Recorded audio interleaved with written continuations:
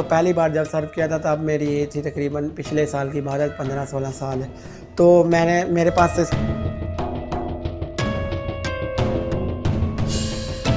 और उसके बाद क्या हुआ कि इन्होंने 2002 में स्टोर ब्राउज़र को पब्लिश कर दिया। यानी कि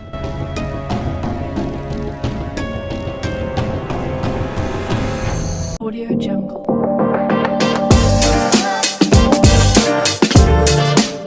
surface web, deep web and dark web आपने इन तीनों के नाम तो सुने ही होंगे। तो आज की वीडियो में हम उसी को डिस्कशन करेंगे। अस्सलाम वालेकुम दोस्तों, कैसे हैं आप सभी लोग। उम्मीद करता हूँ कि आप सब लोग ठीक होंगे। तो आज की वीडियो में हम आपको बताऊंगा कि डार्क वेब, डीप वेब और सरफेस वेब के बारे में। सबसे पहले अगर हम बात कर लें सरफेस वेब की, तो वो सरफेस वेब है सिर्फ और सिर्फ इंटरनेट का 10%, 5% से लेकर 10% तक हिस्सा। मतलब कि जो आप ये सर्व करते हैं ट्विटर वगैरह एंड यूट्यूब वगैरह, इंस्टा वगैरह, ये सब कुछ क्या है, ये सिर्फ और सिर्फ सरफेस वेब है और इसका सिर्फ और सिर्फ ये 10% हिस्सा है। उसके बाद अगर हम बात कर लें डीप वेब की, तो वो क्या है, जो 90% जो हिस्सा है ना इंटरनेट का, वो डीप वेब पर ही मुश्तमिल है। तो डीप वेब का ही एक छोटा सा हिस्सा डार्क वेब कहलाता है। तो डीप वेब की अगर हम बात करें तो उसके अंदर सब की सारी दुनिया की प्राइवेट चीज़ें होती हैं, पॉलिटिक्स वगैरह की प्राइवेट चीज़ें और इसी तरह की पासवर्ड मैनेजमेंट, ईमेल मैनेजमेंट, सारा कुछ वहीं पर कंपनीज अपनी प्राइवेट चीज़ें जो है वो डीप वेब पर ही होती हैं। सरफेस वेब पर हम सिर्फ चीज़ों को सर्व करते हैं, जबकि जो इनका एल्गोरिथम होता है, जो कुछ उनकी प्राइवेसी वगैरह होती है, जिन ऐप्स वगैरह की, वो सारी कहाँ पर होती है, डीप वेब के अंदर। तो डीप वेब के अंदर यही सब कुछ होता है। तो इसके बाद अगर हम बात कर लें वो है डार्क वेब। तो आज की इस वीडियो में मेरा मेन पर्पस जो है वो डार्क वेब के ऊपर है कि डार्क वेब क्या होती है और इसे सर्व करके कैसे किया जाता है और इसे सर्व करना चाहिए या फिर नहीं करना चाहिए। तो यही सारी कुछ डिस्कशन होगी आज की इस वीडियो के अंदर। तो सबसे पहले अगर हम बात कर लें कि डार्क वेब होती क्या और इसकी शुरुआत कैसे हुई थी। तो डार्क वेब की शुरुआत हुई थी 1990s में ARPANET के ज़रिए। उन्होंने क्या, इसको सर्व करने के लिए एक स्पेसिफिक ब्राउज़र की ज़रूरत है और वो है Tor browser, onion route Tor browser. क्योंकि ये आपको हाई लेवल की प्राइवेसी प्रोवाइड करता है और इसके अलावा ये ना आईपी एड्रेस की लिंक बना देता है, यानी कि 3 आईपी एड्रेस से गुजार कर आपको एक आईपी एड्रेस मिलेगा, तो जिससे आपके जो है वो बिल्कुल ही एनोनिमस हो जाएंगे। तो कोई अभी आपको आइडेंटिटी आपकी बिल्कुल ही हाइड हो जाएगी। तो ये 1990s में ARPANET ने ये टॉर ब्राउज़र को इंट्रोड्यूस किया था। ARPANET यानी कि एडवांस रिसर्च प्रोजेक्ट एजेंसी, इसे ARPANET कहते हैं। तो इसी ने ही इंटरनेट को बनाया था। रशिया और अमेरिका की कोल्ड वार के दौरान ARPANET ने ही इंटरनेट को बनाया था 1980s में, ताकि जो है दूसरे दूर दराज में जितनी भी वो आर्म्ड फोर्सेज हैं, यानी कि आर्मी वगैरह को जो है वो अपने मैसेज वगैरह, सीक्रेट मैसेज वगैरह बना दे सकें। ये चार कंप्यूटर्स पर पहली बार मुश्तमिल हुआ था ARPANET ने जो इंटरनेट बनाया था। और इसके बाद ये एक्सटेंड होता गया और आज ये सारा इंटरनेट की सूरत में मौजूद है। तो डार्क वेब जो था वो भी इसी ने इंट्रोड्यूस कराया था 1990s में, टॉर ब्राउज़र के ज़रिए इन्होंने इंट्रोड्यूस करवाया था। डार्क वेब का मकसद क्या था, तो इसका मकसद शुरुआत में इसका मकसद ये था कि मिलिट्री वगैरह की फोर्सेस जो थी वो सारे के यहाँ है कि इसके अंदर जितना भी वो पर्सनल काम होगा ना वो सारा उसी के अंदर होगा, कि कोई भी एक्सटर्नल कोई भी ऑर्गेनाइजेशन या कोई भी हैकर वगैरह इसके अंदर नहीं आ सकता। तो एक्सटर्नल ऑर्गेनाइजेशन क्यों नहीं आ सकते, क्योंकि जो भी आप वगैरह जो भी इस्तेमाल करते हैं google.com, facebook.com, ये जो है वो कमर्शियल यूज़र के लिए होते हैं। .com वगैरह ये जो है, लेकिन इसके साथ क्या लगता है, .onion लगता था टॉर ब्राउज़र के अंदर। जो भी वेबसाइट इस्तेमाल होती थी डार्क वेब में, इसके साथ लगता था .onion। तो ये ऐसे ही चलता रहा। इन्होंने अपने ये देते रहे और दूसरों को, मतलब कि लोगों को अपना मैसेज पहुंचाने के लिए फ़ौज के अंदर इन्होंने इस्तेमाल किया था ये टॉर ब्राउज़र, इस डार्क वेब इन्होंने ही बनाई थी। और उसके बाद क्या हुआ कि इन्होंने 2002 में इस टॉर ब्राउज़र को पब्लिश कर दिया। यानी कि आम यूज़र कोई भी इंसान इसको इस्तेमाल कर सकता है। ये कह करके कोई हर चीज़ शख्स को उसकी प्राइवेसी अजीज़ होती है, यानी कि हर शख्स को प्राइवेसी मिलनी चाहिए। लेकिन असल में इनका मकसद ये बिल्कुल भी नहीं था। इनका मकसद ये इसलिए था क्योंकि ज़्यादा से ज़्यादा जब लोग अंदर आएंगे टॉर ब्राउज़र डार्क वेब के अंदर, जितने ज़्यादा यूज़र होंगे, अगर कोई हैकर इनकी कोई चुरा लेता है कोई इन्फॉर्मेशन, तो उसे ये पता ही नहीं होगा कि अथेंटिक है या फिर नहीं अथेंटिक, मतलब कि ये ओरिजिनल है या नहीं, क्योंकि बहुत ज़्यादा यूज़र्स होंगे, कोई भी किसी किस्म की चीज़ अपलोड कर सकता है अपनी तरफ से। तो वो कंफ्यूज हो जाएगा कि ये रियल है या फेक है, या फिर उसको जल्दी मिलेगी नहीं। तो इन्होंने अपनी ही सिक्योरिटी के लिए पब्लिक किया था 2002 में टॉर ब्राउज़र। दी ओनियन वेबसाइट इन्होंने खुद ही पब्लिक की थी। लेकिन आज के दौर में जो है वो डार्क वेब पर 90% से ज़्यादा चीज़ें हैं वो इलीगल हैं डार्क वेब के ऊपर।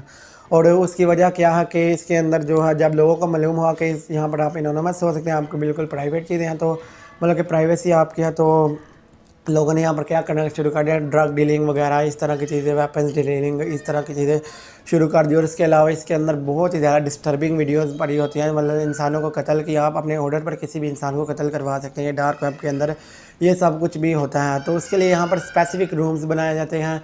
तो जो जिसके अंदर ये टॉर्चर वगैरह होता है उसके अंदर क्या चाइल्ड पोर्नोग्राफी और इसी तरह से इंसानों को टॉर्चर करना, कत्ल करना, उसके अंदर से वो क्या होता है उसको कहते हैं रेड रूम। ये भी डार्क वेब का एक हिस्सा है। रेड रूम को आप खुद नहीं सर्व कर सकते।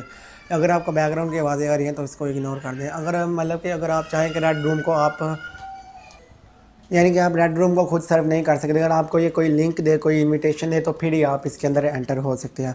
और आपको ये सब कुछ करवाने के लिए फ्री नहीं होता, ये सब कुछ आपको पे करना पड़ता है इन सब चीज़ों के लिए। जो आप वीडियोस देखेंगे टॉर्चर वगैरह की, ये सब कुछ आपको इसके लिए पे करना पड़ेगा। तो अगर आप ऐसे ही अपना पे कर देंगे किसी भी अपने क्रेडिट कार्ड से या फिर बैंक अकाउंट की डिटेल डालेंगे तो आप खुलेआम अपने हैकर्स को दे रहे हैं कि दावत को वो आपके बैंक अकाउंट में आगे घुस जाए और प्राइवेट चीज़ें आपकी देखें, डाटा वगैरह लीक करे, इसी तरह से आपके पैसे वगैरह का नुकसान पहुंचाए। तो ये आप खुलेआम दावा दे रहे हैं। तो इसके लिए इस्तेमाल क्या होता है, सेफेस्ट जो तरीका है ना जो लोग तैयार करते हैं वो है बिटकॉइन का। क्रिप्टो बिटकॉइन ये सब कुछ इसको इस्तेमाल करते हैं। और इसकी रीज़न क्या है कि ये सब कुछ जो है ब्लॉक चेन टेक्नोलॉजी के ऊपर वर्क करते हैं। यानी कि ब्लॉक चेन यहाँ से अगर कोई हैकर यहाँ से आपका बिटकॉइन चुराना चाहता है, बिटकॉइन या कोई भी क्रिप्टो करेंसी वो आपकी चुराना चाहता है तो उसके ब्लॉक चेन सारी ब्लॉक को उसको खोलना पड़ता है और इसके अंदर होता है हैश इस्तेमाल। यानी कि अगर सबसे पहले आपने लिया किससे ये और उस वहाँ पर एक अलहदा हैश होगा। हैश का मतलब यानी कि एक कोड, स्पेसिफिक कोड होता है जो कि चेंज होता रहता है। तो जिसके पास वो बिटकॉइन होगा सिर्फ इसी के पास ही वो कोड होगा और वो भी चेंज होता रहता है। मतलब कोई हैकर को क्या करना पड़ेगा, सबसे पहले जिससे बिटकॉइन गया था वो हैश से एंटर करना पड़ेगा जिससे आगे वहाँ पर गया और वो हैश, और इसी तरह से बहुत ज़्यादा 700 मिलियन तकरीबन इसी तरह से बिटकॉइंस मौजूद हैं इस वक्त। तो हैकर मतलब कि पसीने छूट जाते हैं, उसको बहुत ज़्यादा टाइम लग जाता है, शायद बुढ़ा हो जाए तब भी ना से ये खुले। मतलब कि इतना टाइम लग जाता है बिटकॉइन वगैरह को खोलने में या फिर चुराने में, जो भी आप कह सकते हैं। तो इसलिए डार्क वेब पर जो है वो बिटकॉइन से ही पेमेंट की जाती है, इसी तरह की चीज़ें पेमेंट की जाती है। तो रेड रूम के बारे में आपको बताना था कि रेड रूम भी पेड है। तो अगर आपको कोई लिंक देगा तभी आप रेड रूम के अंदर आ सकते हैं। तो रेड रूम के अंदर क्या होता है कि लोगों को कत्ल कर दिया जाता है, ऐसे ही जैसे यूट्यूब नहीं उसका ही ऑपोजिट आप रेड रूम कह सकते हैं। यूट्यूब में तो क्या होता है, रेड ड्रम भी कोई लोग इसे पढ़ते हैं और रेड रूम भी कई लोग पढ़ते हैं। तो यूट्यूब पर क्या होता है, यूट्यूब पर तो नॉर्मल वीडियोज़ वगैरह होती हैं। तो रेड ड्रम में क्या होता है, वहाँ पर भी लाइव स्ट्रीमिंग वगैरह सब कुछ होता है, लेकिन आप पैसे देंगे कि इस कोई शख्स को वो पकड़ कर लाएंगे, बंदी बना कर लाएंगे और उसे कत्ल करेंगे। आप वहाँ पर अपने पैसे दे सकते हैं कि इसको नाखून उखाड़ दो, 10,000 मैं आपको देता हूँ, इसके बाल नोच दो, 20,000 मैं आपको देता हूँ, इसकी आंखें निकाल दो। यहाँ तक कि आप काफ़ी ज़्यादा पैसे देकर उस इंसान को मरवा भी सकते हैं। ये है रेड रूम। ये उन लोगों के लिए जो बहुत ज़्यादा शिद्दत पसंद होते हैं या फिर थोड़ा सा साइको जो होते हैं, या आप यहाँ से डार्क वेब से हर इलीगल काम आप डार्क वेब से कर सकते हैं। तो उसके अंदर क्या होता है कि ड्रग डीलिंग्स, वेपन डीलिंग्स और इसी तरह से कोई भी आप चीज़ यहाँ से निकाल सकते हैं डार्क वेब से, या फिर इंसानों को टॉर्चर करने वक्त। तो सवाल ये पैदा होता है कि आज के दिन ये डार्क वेब चल रही है लेकिन इसे इंसान क्यों नहीं बंद कर पा रहे। तो सबसे बड़ी बात यह डार्क वेब किसने बनाई है, अमेरिका है, जो कि आजकल सो कॉल्ड सुपर जो है वो पावर कहलाता है, अपने आप को कहता है अमेरिका, उसी ने ये डार्क वेब वगैरह बनवाई थी। और इसको बंद करना इस वक्त इम्पॉसिबल बन चुका क्योंकि ये रिलेज़ के ऊपर वर्क करते हैं। रिलेज़ मतलब कि अगर जब आप tor ब्राउज़र इस्तेमाल करेंगे तो आपको 3 IP एड्रेस मिलेंगे। तो अगर ये बंद करना है ना डार्क वेब के ऊपर, क्योंकि आप बहुत ज़्यादा यूज़र आ चुके हैं, तो इसे बंद करना होगा ना तो सारे रिलेज़ को एक ही टाइम पर बंद करना होगा, यानी कि 3 IP एड्रेस को 3 जगह से एक ही वक्त में बंद करना पड़ेगा। इसकी डिटेल्स वीडियोस मैं आगे बना दूंगा, लेकिन इस चैनल पर नहीं, वो मेरा एक और चैनल है जनरल टेक, इसके साथ मैं आपको लिंक भेज दूंगा, उसके ऊपर मैं आप टेक्निकल वीडियोस बनाऊँ करूँगा, तो आप उसे भी जाकर सब्सक्राइब कर देना। तो वो सारे रिलेज़ को एक ही टाइम पर बंद करना पड़ेगा, जो कि इम्पॉसिबल है क्योंकि दुनिया में बेशुमार लोग यूज़र्स हैं डार्क वेब के, जो कि इम्पॉसिबल बन जाता है कि एक ही टाइम पर सारे रिलेज़ को बंद करना। तो इसी वजह से डार्क वेब आज तक भी बंद नहीं हो पा रही। तो डार्क वेब पर अगर आप जाना चाहते हैं डार्क वेब पर, तो जो शख्स इसके अंदर एक बार चला जाए डार्क वेब के अंदर तो वो इसके अंदर फंसता चलता है क्योंकि ये बहुत ज़्यादा डिस्टर्बिंग होती है और लोग इसको ना एक्सप्लोर करना चाहते हैं बहुत से लोग। ये मैंने डार्क वेब को पहली बार जब सर्व किया था तब मेरी एज थी तकरीबन पिछले साल की बात है, 15-16 साल है। तो मेरे पास तो इसका लिंक मैंने बहुत मुश्किल से निकाला था इसका लिंक का। तो इसके लिंक वगैरह शेयर करना भी इलीगल होते हैं, तो आपको पुलिस वगैरह भी पकड़ के ला सकती है। तो इसलिए आप अवॉइड करना डार्क वेब पर जाने से। तो मेरे पास जो था ना डार्क वेब का लिंक आया था वो ओरिजिनल डार्क वेब से बिलोंग नहीं करता था, मतलब कि वो तकरीबन डार्क वेब के आसपास ही था, चलता वो भी ओनियन रूट और ब्राउज़र से था, बल्कि क्रोम पर भी ओपन हो जाता था कई बार। तो वहाँ पर जब मैंने देखा तो वो इतना मतलब कि हाई लेवल डार्क वेब में नहीं थी, डार्क वेब से बिलोंग इतना ज़्यादा नहीं था वो करता।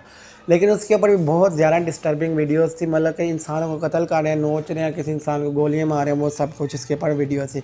मतलब इल्लीगल वर्क काम नहीं थे उस वेबसाइट के ऊपर, मतलब कि सिर्फ़ और सिर्फ वीडियोज़ ही मौजूद थी। तो लाइव स्ट्रीमिंग वगैरह इस तरह की नहीं थी, जो ओरिजिनल डार्क वेब होती है उस तरह की कोई चीज़ नहीं थी। तो सवाल ये आता है कि डार्क वेब को आज की डार्क वेब को बैन करना चाहिए या नहीं करना चाहिए। तो मैं आपको बताता चलूँ कि डार्क वेब जो है आज भी बहुत ज़्यादा फ़ायदेमंद है पुलिस वालों के लिए, पाकिस्तान की नहीं बात कर रहा, क्योंकि पाकिस्तान में भी इतना एडवांसमेंट नहीं हुई। तो जो है वो बाहर के ममालिक फ़ॉरेन कंट्रीज़ में क्या होता है कि पुलिस वगैरह खुद ही एक यूज़र बन कर जाती है डार्क वेब पर, और इस तरह के मतलब के काले कामों को, मतलब के धंधों को वो पकड़ती है, डीलिंग को वो पकड़ती है, वेपन डीलिंग्स या फिर ड्रग डीलिंग्स को। तो वो खुद ही डार्क वेब का एक यूज़र बन कर जाती है और वहाँ से वो उनको पकड़ कर लाती है। तो इस लिहाज से डार्क वेब आज भी थोड़ी सी ऑथेंटिक है, यानी कि आज के दिन भी काम आ रही है। तो इसे ख़त्म करना इम्पॉसिबल है। तो इसकी बाकी वीडियोज़ मैं कुछ और वीडियोज़ भी बनाऊँगा, डार्क वेब पर कैसे सर्फ करते हैं, कैसे जाना होता है, और अनियन रूट और ब्राउज़र को कैसे इस्तेमाल करना है। तो इस सब की मैं आपको डिटेल बना दूँगा। दूसरे चैनल पर मैं इन सब डार्क वेब की एक प्रॉपर सीरीज़ शुरू कर दूँगा, उसके ऊपर आप उससे जाकर सब्सक्राइब कर देना। ये वीडियो तो मैं यहाँ पर अपने दूसरे मेन चैनल पर अपलोड कर रहा हूँ जनरल अवेयरनेस के लिए, ताकि आपको भी ये पता हो कि डार्क वेब क्या होता है और इसे सर्व करना चाहिए या फिर नहीं करना चाहिए। तो उम्मीद करता हूँ मेरी आज की वीडियो आपको अच्छी लगी होगी। अच्छी लगी है तो लाइक लाजमी कर देना और मेरे चैनल को सब्सक्राइब भी लाजमी कर देना और मेरे टेक चैनल को भी सब्सक्राइब भी लाजमी कर देना। इंशाल्लाह उसके ऊपर इसी हफ्ते में एक आधी वीडियो ज़रूर आ जाएगी।